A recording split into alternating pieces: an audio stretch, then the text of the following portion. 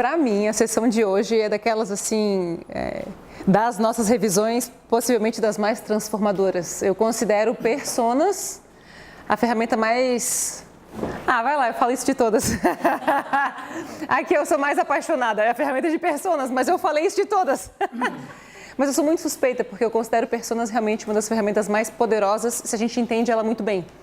E a ideia de hoje é que a gente possa se aprofundar no conhecimento sobre o que Personas significa e sair daqui aplicando com mais consciência a ferramenta. Então a gente vai dividir o nosso encontro em algumas etapas. No começo eu vou falar um pouco do conceito, depois a gente vai falar dos fundamentos das Personas para que a gente possa, como eu disse, no fim sair aplicando o que significa mesmo a ferramenta, né? Eu dei esse nome para a ferramenta em função do nome que era dado às máscaras que eram usadas no teatro grego. Persona. Veio do teatro grego o conceito da personalidade, onde a arte imita a vida imita a arte. Antigamente, não existiam figurinos para os atores usarem nas peças, então eles usavam máscaras para representar os papéis em que eles estavam atuando.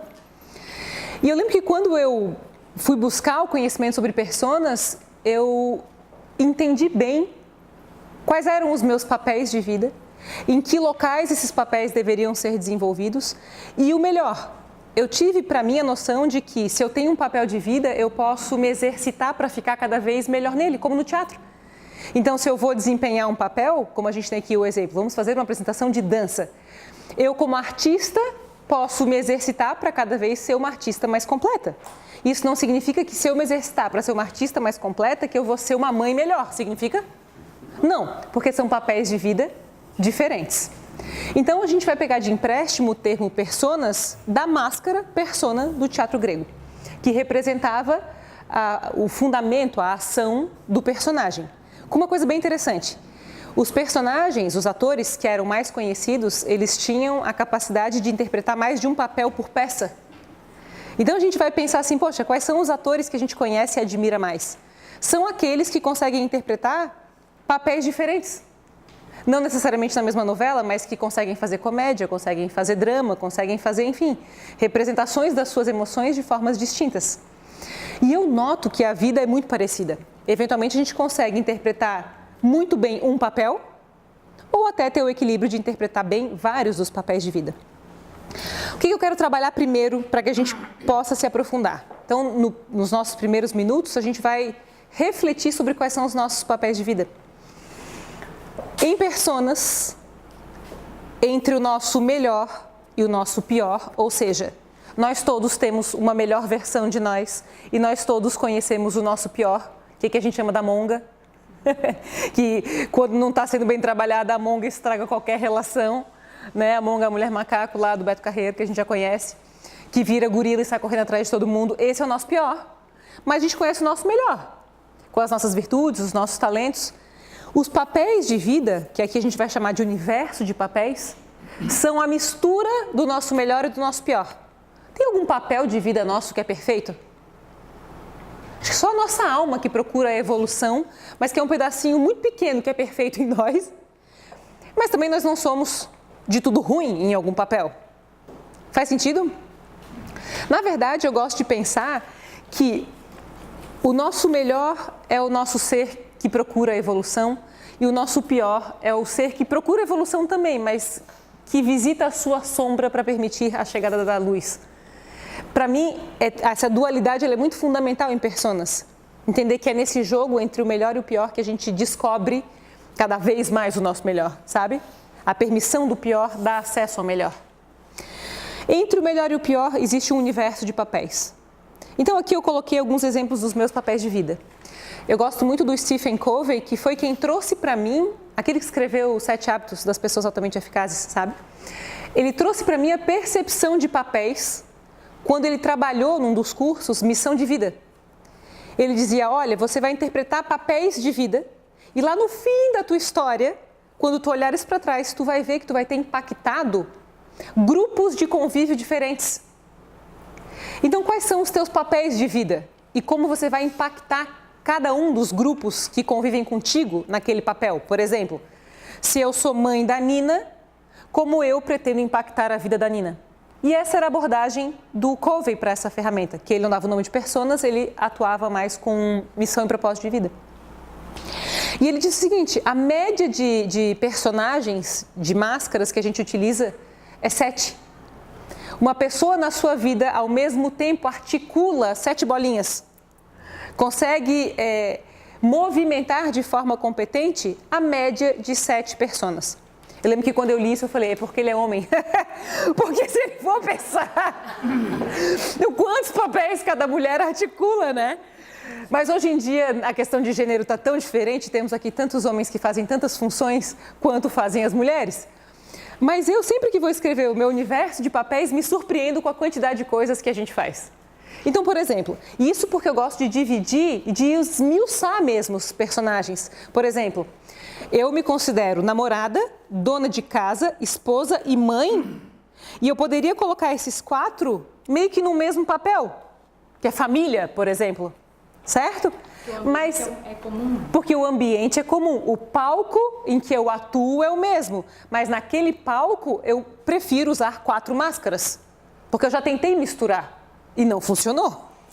Então, eu coloco aqui, né? Além desses 4 papéis, eu sou filha, eu sou coach, eu sou estudante, eu sou irmã, sou tia, amiga, atleta, empresária. E quando eu coloco esse rosa aqui, como investidora, eu coloco alguma coisa que eu quero incluir no meu universo de papéis. Então, sempre que a gente trabalha personas, é preciso que eu faça uma lista do que eu já faço e uma lista daquilo que eu quero fazer, que eu tenho que me desenvolver. Então, hoje, por exemplo, se eu sempre fui dentro de uma empresa contratado de outra pessoa e me acostumei a, de repente, dentro dos meus papéis, ser um colaborador de uma empresa, quando eu decido eliminar esse papel, eu posso fazer uma transição para ser um empresário, um empreendedor. Ou eu posso não eliminar um papel e incluir outro papel no mesmo palco, no mesmo cenário. Tá dando para entender? Eu lembro que para mim, personas ficou muito, mas muito claro. Assim, a ferramenta ficou muito clara quando eu, com um namorado na época, tive uma big crise. Porque quando eu comecei o trabalho de coaching lá em 2010, eu só sabia falar desse assunto. Eu me apaixonei por uma das máscaras. E eu acho isso super comum, sinceramente. Acho que quando a gente abre um negócio, quando a gente entra na faculdade, ou até quando a gente namora alguém e está muito apaixonado, a gente só tem um assunto, né? Mas eu era essa pessoa, a pessoa de um assunto só, apaixonada pelo que era coaching. E eu comecei a namorar na mesma época que eu abri a empresa, um homem que até gostava do que eu fazia, mas que lá pelas tantas deixou a admiração de lado para dizer, tá, tenho ou não tenho espaço. Eu lembro que fui fazer um curso naquele ano do Anthony Robbins, e aí fui para o curso lá, gostei, fiquei impressionada, comprei adereços do Anthony Robbins para levar para casa, e aí, quando eu cheguei para encontrar esse namorado de volta, para dormir com ele, o meu pijama foi um moletom do Anthony Robbins. E aí ele, tipo assim, Vanessa, Anthony Robbins aqui não dá, né? Porque realmente eu ia jantar fora, o assunto era coaching. Eu ia tomar café da manhã, era Anthony Robbins. Se não fosse o Anthony Robbins, era o Covey. Se não fosse o Covey, era o Jack Canfield. Se não era o Jack Canfield, era o Dale Carnegie.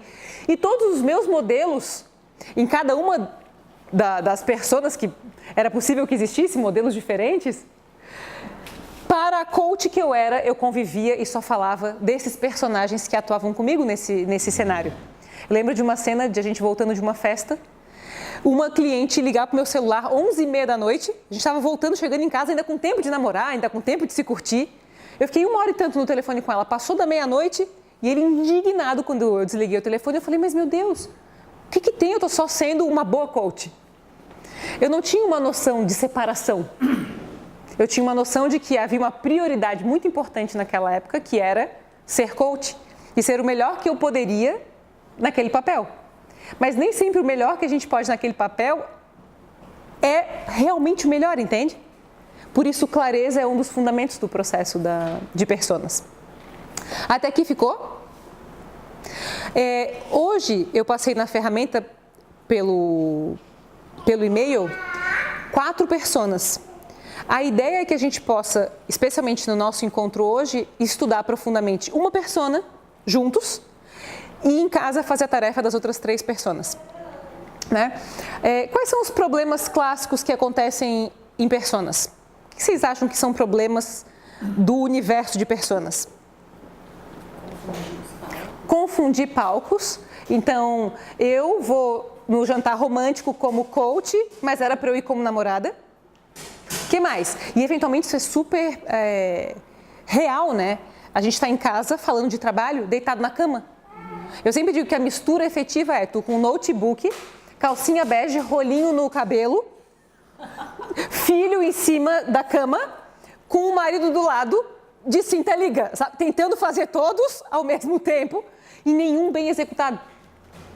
Então, se eu não tenho clareza sobre qual é o lugar em que eu tenho que atuar, haverá uma confusão e uma disputa de personas. Uma coisa que eu observei também como um traço é que quando um personagem novo entra, ele tende a roubar a atenção do personagem antigo. Como assim? Comecei a namorar o Vinícius. A filha da minha mãe e do meu pai perdeu um mega espaço porque agora, a maior parte das vezes que eu vou na casa dos meus pais, eu vou com o Vinícius. E quem vai com o Vinícius não é a filha dos meus pais. Tá dando para entender?